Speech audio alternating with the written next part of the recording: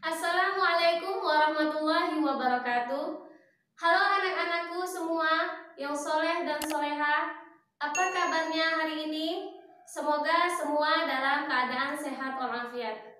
Pertama-tama marilah kita panjatkan kehadirat Allah Subhanahu wa Ta'ala, yang mana pada hari ini kita masih diberikan kesempatan untuk belajar bersama. Dan tak lupa pula salawat beserta salam kita sampaikan kepada junjungan kita Nabi besar Muhammad SAW, yang selalu kita nantikan syafaatnya di yaumil kiamah.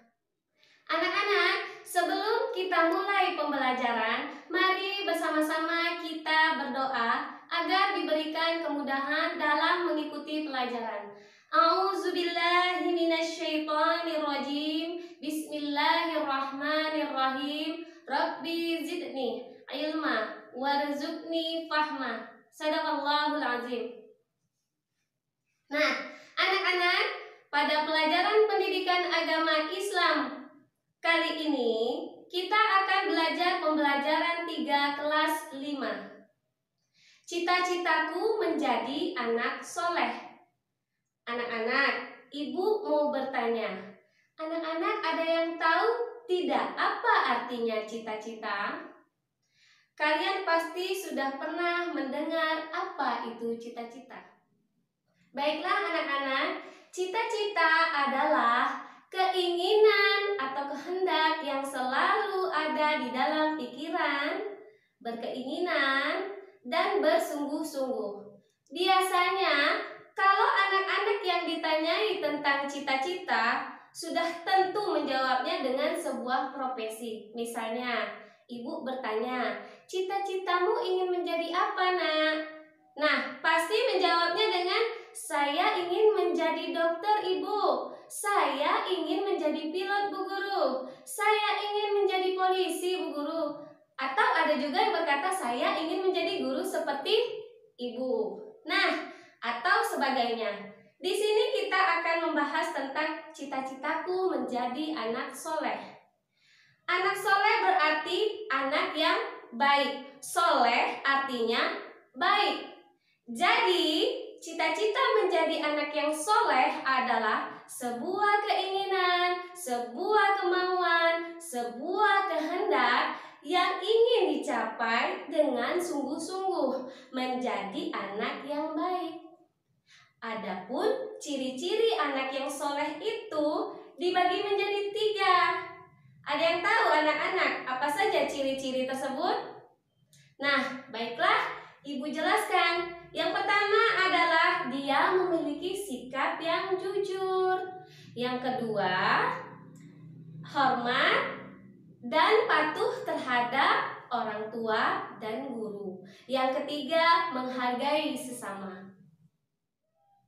Nah, masuk pembahasan pertama, yaitu jujur. Jujur berasal dari bahasa Arab, yaitu sidik, artinya benar. Pengertian jujur itu sendiri adalah tidak bohong, lurus hati, tulus, dan ikhlas. Orang yang jujur, dia akan selalu berkata benar dan apa adanya. Orang yang jujur, perbuatannya selalu lurus, tidak mau berbohong, selalu berkata benar, dan dalam berbicara tidak ditambah dan tidak dikurangi. Perilaku jujur sudah dicontohkan oleh Nabi kita, yaitu Nabi besar Muhammad SAW,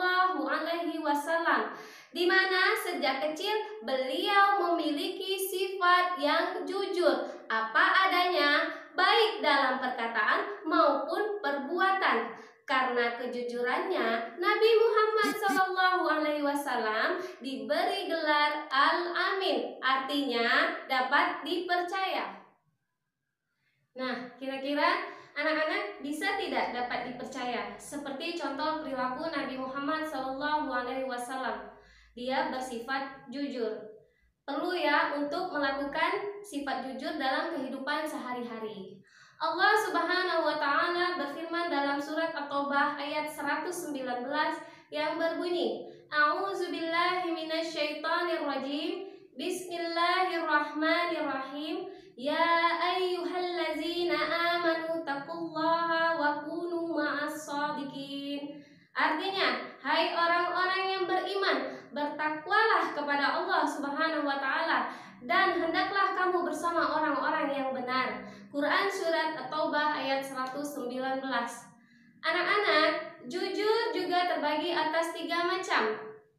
Yang pertama, jujur kepada Allah. Amati gambar berikut. Gambar tersebut menunjukkan salah satu contoh taat kepada Allah, yaitu melaksanakan sholat.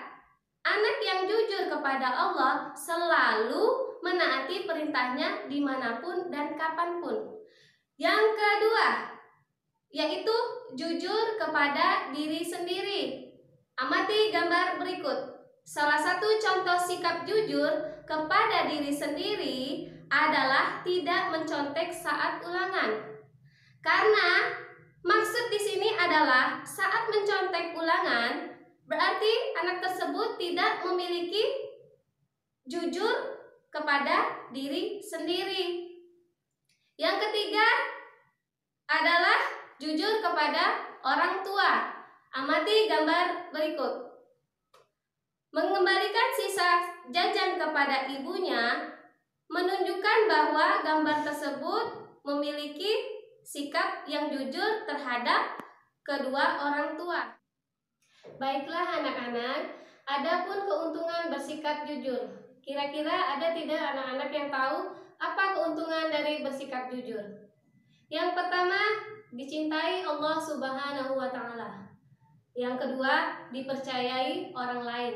Yang ketiga, disenangi teman-teman. Yang keempat, hidupnya tentram dan bahagia. Yang kelima, selamat dari bahaya. Nah, anak-anak, kita masuk ke ciri anak soleh yang kedua, yaitu hormat dan patuh kepada orang tua dan guru. Bagaimana cara kita agar patuh dan hormat kepada orang tua? Kira-kira anak-anak ada yang tahu apa saja? Baiklah, Ibu akan jelaskan. Yang pertama adalah mendengarkan nasihatnya. Yang kedua, menaati perintah orang tua. Yang ketiga, berbicara lembut. Yang keempat, membantu pekerjaan rumah. Itu adalah cara kita agar patuh dan hormat kepada orang tua. Nah, bagaimana pula hormat dan patuh terhadap guru? Yang pertama adalah berbicara dengan sikap santun. Yang kedua, berbahasa yang baik dan benar. Yang ketiga, rendah hati. Yang keempat, tidak sombong dan tidak merasa lebih pintar. Sekarang kita masuk ke pembahasan ciri anak soleh yang ketiga, yaitu menghargai sesama. Menghargai sesama dibagi menjadi 3. Yang pertama, menghargai keyakinan orang lain. Contohnya, si Ahmad bertempat tinggal satu lingkungan dengan si Marcel. Sedangkan si Ahmad beragama Islam dan si Marcel beragama Kristen. Namun dalam berteman mereka selalu hidup rukun dan saling menghargai sekalipun mereka berbeda agama. Yang kedua, menghargai pendapat orang lain. Contohnya, kelas 5 pada saat itu sedang belajar kelompok dan kelompok dibagi menjadi beberapa bagian. Mereka pun bermusyawarah. Namun dalam setiap kelompok memiliki pendapat yang berbeda. Namun saat mereka bermusyawarah harus ditemukan satu kesepakatan walaupun mereka memiliki pendapat yang berbeda.